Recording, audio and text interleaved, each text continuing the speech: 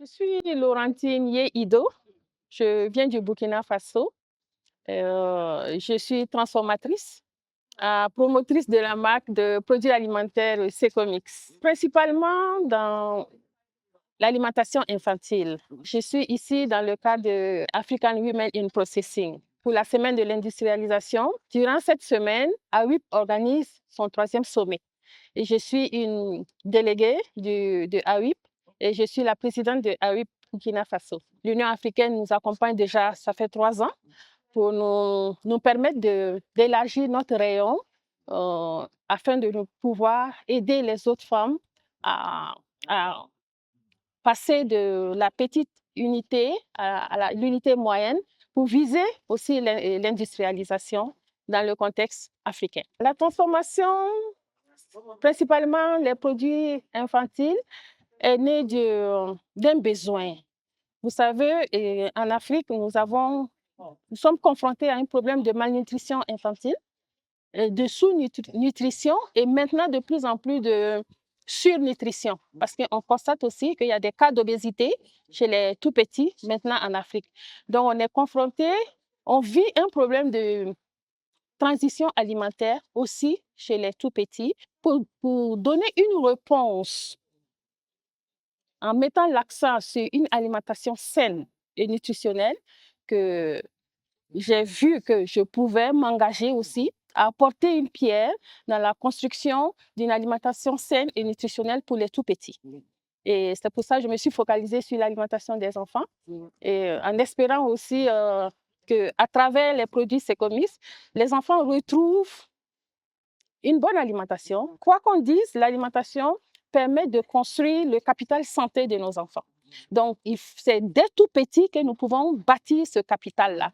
Donc, Secomix, les aliments produits ici, c'est vraiment des aliments sains, naturels, sans conservateurs. Dans l'alimentation des enfants, nous avons commencé par les farines infantiles, qui sont accessibles dès 6 mois et en accompagnement de l'allaitement maternel. Parce que nos produits ne viennent pas pour remplacer l'allaitement. Au contraire, nous encourageons l'allaitement maternel exclusif.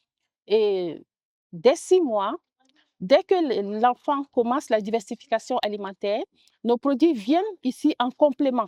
Et donc, nous avons, comme pour rentrer dans la diversification alimentaire, les enfants ont besoin de céréales, mais aussi de fruits et de légumes. Donc, pour ça, nous avons formulé des compotes et des purées à base de fruits et légumes et aussi des farines à base de céréales complètes. Le petit mil, le sorgho rouge, le sorgho blanc, le maïs. Et voilà. Et aussi, nous avons beaucoup travaillé sur la variété des goûts. Parce que pendant longtemps, quand on parlait de farine infantile, on nous présentait une farine. Alors, pourquoi? Parce qu'on s'est dit, on met tout dedans et on va nourrir l'enfant avec ça jusqu'à... Je dis non. Nos enfants, ils ont une langue, ils ont le sens du goût. Il faut les aider à développer ce sens. C'est pour ça qu'on a mis sur le marché différentes saveurs dans tout ce que nous faisons.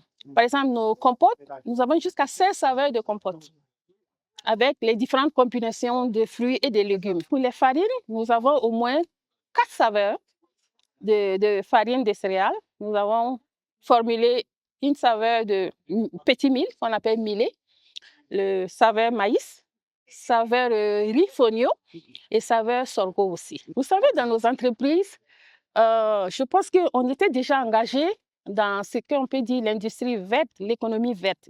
Parce que dans le processus de transformation, les déchets que nous produisons étaient déjà réutilisés. Nos déchets étaient déjà transformés. Parce que quand je prends les compotes et les purées, nos pellules de fruits et de légumes, les pelures, c'est-à-dire les peaux de banane et d'orange et tout ça, il y a une structure qui les achète pour faire des composts. Quant aux céréales, c'est exactement la même chose. Le son des céréales est réutilisé dans l'alimentation de l'élevage, des poulets, même du porc. Les différents panels que nous avons écoutés, les conférences, les communications, nous ont éclairé encore mieux pour nous ça nous a confortés de continuer sur cette voie et de faire encore mieux. On voit des produits qu'on aimerait commercialiser chez nous et vice-versa. Mais est-ce que ce qui est dit réellement, on pourra le faire? Est-ce que je pourrais transformer mes produits du Burkina Faso pour aller en Tanzanie? Parce que j'ai vu que j'ai besoin des épices de Tanzanie. Comment elle pourra me les envoyer? Je pense que nous devons encore approfondir cette question pour faire réellement de la ZLECAf une réalité. Parce que le marché africain est un grand marché. C'est un grand marché. Et nous avons effectivement besoin d'établir des connexions sérieuses et réelles pour pouvoir vendre nos produits.